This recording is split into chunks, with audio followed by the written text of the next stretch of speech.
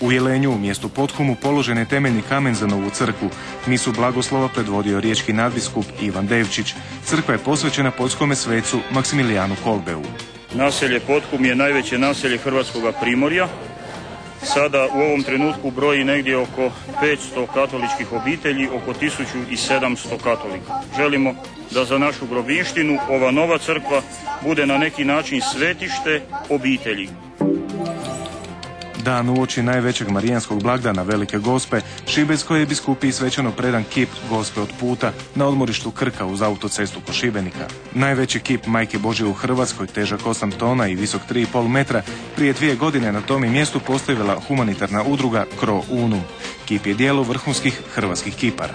Pokazalo se da ona ovdje nije obični kip, nego da je to jedna živa poruka koja priča o povijesti našeg hrvatskog naroda, koji je imao teške putove, često puta razorene, često puta pune prepreka.